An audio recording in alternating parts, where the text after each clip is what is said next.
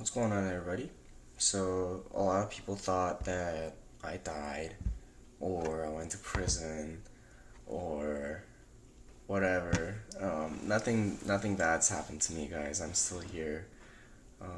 The reason I haven't been making any videos is because, you know, I don't make money off of these videos, and so whenever I put them up, is whenever I just feel like it, and I just haven't been feeling like it. Sorry, guys. Um, But yeah, it's today I felt like it, so I'm gonna make a video. I'm also on summer break, so I got a lot of time now. Alright, so the topic of this video is the first time I smoked weed. And this goes back to when I was like 14 or 15. Yeah, I was like 14 or 15 because it was between 8th grade and ninth grade. And in our school, because I was also in band, um, between 8th grade, well, every summer before the fall semester begins, there's a summer band camp where all the band kids have to go, and you go and you learn like because most of the times you're gonna be playing different instrument. You learn how to march. You learn, right, so that you can start doing the marching band stuff during the school year. So this camp is from like 10 in the morning to like 5 in the afternoon. It's pretty brutal, right? You stay in school for a long time, but that's when that's where I first smoked weed for the first time, right? So what happened was, I played the French horn, and I had this kid next to me. His name was Angel, and Angel was a grade above me, so he must have been like from ninth grade to 10th grade, and I was in 8th grade to ninth grade. So to me, because I wasn't even a high schooler back then, like all the high school kids like looked really cool to me. Okay, it was stupid. Now that I think about it, it's really stupid. But all they really looked cool to me. So Angel and I, so we were sitting at lunch one day, and our lunch is really long because we were outside for a long time. The band guys know, like, we're still like supposed to be on summer break, and they're making us like do all this extra shit. So they gave us a lot of time, free time for lunch, where we could even just go outside and eat with a like a what was the word, upperclassmen, like juniors and seniors. If they had cars, they could take some of the lower underclassmen out to lunch or whatever. So Angel comes up to me one day and he goes, "Bro, you want to smoke some weed?" And I think I just say yes, cause it wasn't the first time I was offered weed. It was actually the second time. The first time I was offered weed was back in 7th grade. Shit, can you guys believe that? In 7th grade, someone offered me weed, bro. Like, what the fuck? 7th grade, I was like 13. I was 12 or something like that.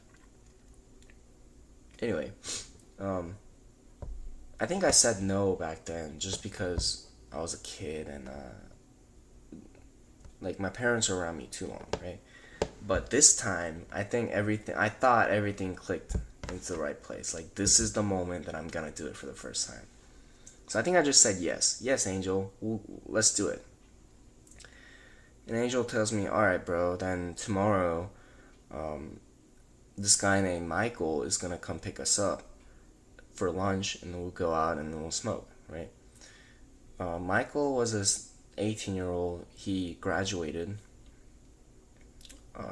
I guess he like just graduated, and then he came back to summer camp just for me and Angel. Now Michael's been smoking for a while. Michael, yeah, yeah. You guys know how it goes. Someone's been smoking for a while, then they introduce this person to smoking, and then yeah, that's what happened to me also. I think Angel smoked a little bit, a few times. Um, trying to think. Yeah, so that day nothing really happened. The next day is the interesting day because before, okay, so that day Angel offered me. He goes, okay, so we're gonna go tomorrow. Just so you know, like you should probably like look it up and then see what it is first, right? And so that's what I do. Instead of practicing at home, I go home and like look up what weed is and how to smoke it and stuff like that. And next day rolls around. Until morning, like we act like nothing happened. Of course, we kind of look at each other like, all right, like we're gonna do something this during this lunchtime. Like you and I know, right? Lunchtime rolls around. He comes up to me. He goes, "Yeah, man, you ready? Like we're about to go." And we go out to like the back of the school where Michael is gonna come pick us up. And he comes. It was like a red, like really sketchy looking Toyota Tacoma. It was a really tiny pickup truck, and it only seats two people. So I was like in the middle. It was kind of awkward, but we go anyway. So we go to this like neighborhood about 5-10 minutes away from our school.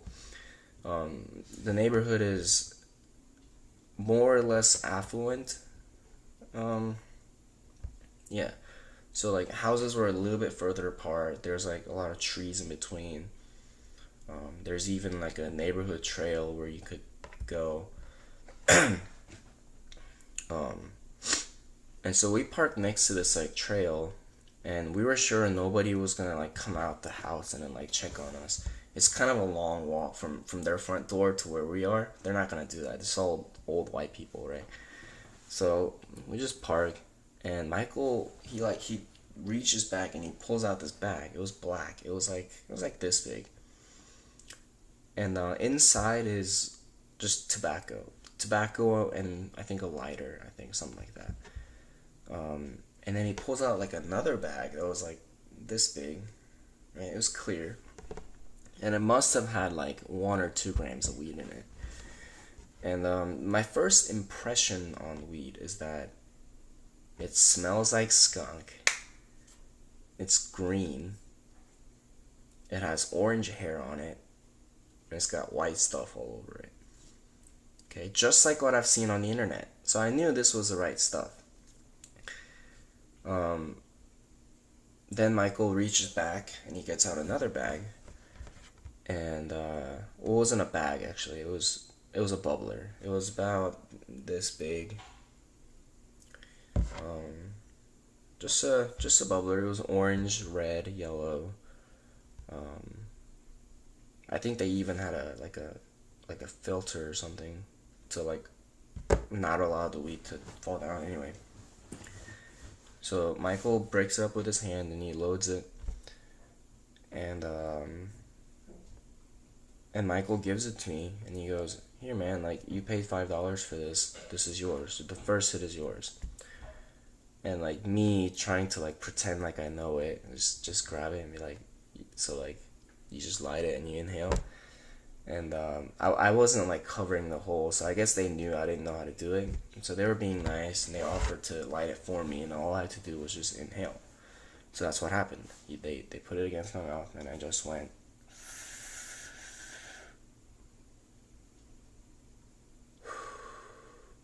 Right? That was it. I didn't feel anything at first. And so they all take turn. I go, Angel goes, Michael goes, and then it was my turn again. By then, I was feeling something. Like I felt like gravity was just weakening. I don't know if that makes sense. Like gravity is weakening, but my body is feeling heavier at the same time. That's what it feels like. So I take it from Angel, of course. So I've watched these two guys do it, and I was able to replicate it on my own. And so I'd never smoked before. Took 2 hits. Looking back, it was some really good stuff. It was like, I don't know, some really good Kush, like OG Kush maybe. I don't know. And we got high.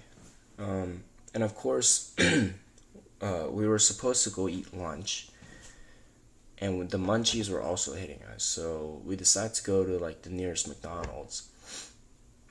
And oh man, so on the way to McDonald's, I almost died. Not just me, like all of us. We almost died because what happened was, we were like supposed to make a right turn to go to McDonald's. McDonald's was like on our right side, so we were at a stoplight. We're about to turn right, but this stupid ass Michael, instead of turning right to like your closest lane or whatever, he like goes all the way and turns right. So now the cars are like coming towards us. You know what I mean? Like, because you know how you take a right and you go this way, but on the other side, cars are coming towards you, right? So that they can make a left. Yeah, so that's what happened. We make a right. All the cars are like coming towards us. Like, holy shit, what the fuck's going on? So Michael, like, he drives over like the lane split in the middle, like the islands or whatever, right? He drives over the curb and then probably fucked up his axle. And that's how we were able to get to McDonald's. I don't even know how we didn't get in trouble. It was crazy. It was stupid. It was stupid. Anyway, so we get to McDonald's safely. I think I ordered like a... I'm trying to think. It was like a 20-piece chicken McNugget. Yeah, it was. Because what happened was I gave the guy $20. The cashier, I gave him $20. And he didn't give me any change back. He just gave me like the receipt. And he goes, here you go, like we'll call your number. And I get it. And I was way too high to like function or even comprehend what's happening. So I just grab it and we take a seat. 20-piece chicken McNugget is like $10. I didn't get any change back, so whatever. I was too high, right? And I think I finished the whole thing. A 20-piece chicken McNugget. I was like 14, 15 back then, like a kid, right? That was a lot of food. I don't even know how I did it. I just stuffed my face like, oh my god, this tastes so good. Pretty much, right? And we go. And Michael, I think Michael like didn't do much after that. He just kind of like dropped us off and we left. And we went back to band camp, obviously. And Angel was telling me like, bro, you're gonna go home and like it's gonna feel, you're gonna tell yourself that, whoa, like today was just different, you know? Yeah, that day was different. It was something else. So we were high. We go back to the band camp, and our eyes are blazed red. We didn't have any eye, you know how your eyes get red and you put eye drops on. We didn't do any of that shit. So I'm pretty sure everyone knew. But they didn't say anything to us. Is the thing. Someone should have said something, and they didn't say anything. I think even like the woman that was like teaching us the music in like a small group. It was like 9 of us in the room, 10 with her. Even she knew we were high because she called us out. Like Angel and I were so we sit next to each other. Angel and I were like being a lot like touchy, okay, because we were high. And she called us out like, you guys are being like extra friendly today. Like something is up, right? I don't know. I don't know if they were just being nice to me. Maybe they didn't know. They didn't say anything bad. So our inside section was over, and it was time for us to go outside now. And outside, it was like 110 degrees. I couldn't feel my legs at all. I told you, like, it felt like gravity was weakening, but my body felt high. So I was supposed to march around. I was horrible. I was being called out more than I usually get called out that day. everyone was just telling me like, bro, you sucked. Like, what happened? Like, are your legs hurting? Like, are you cramping? And I like none of that's true. I was just high as fuck. Um, I couldn't even play my horn. Like usually I'm pretty good. I don't play anymore, but I was. But that day I just couldn't do anything. I was retarded. I was like, yeah. Like I'm sure that's like I only got away with it because I was a kid and everyone was just so fucking tired to care about anybody else, right? Like we were in the camp from like 10 in the morning to 5 in the afternoon. It was brutal. And so I think that's why everyone nothing bad happened to me because everyone was just too tired to even talk. Yeah, I was really bad. And I went home.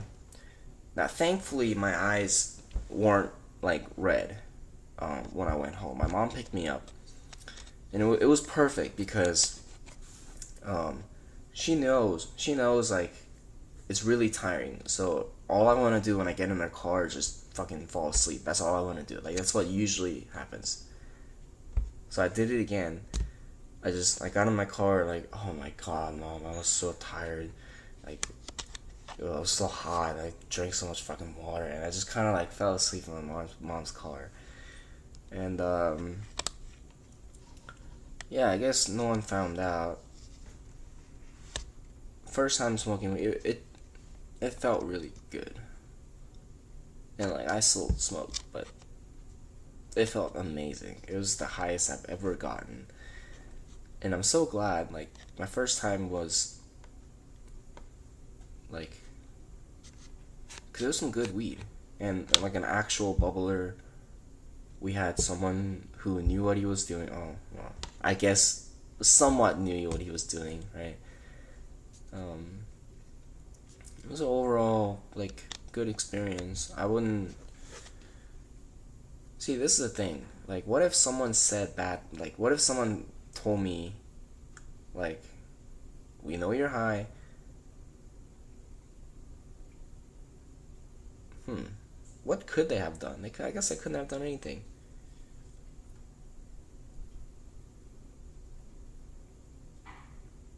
So I guess this habit I've developed is my own choice. That's interesting. Anyway, I'm getting off topic here. Um, Hope you guys enjoyed the video.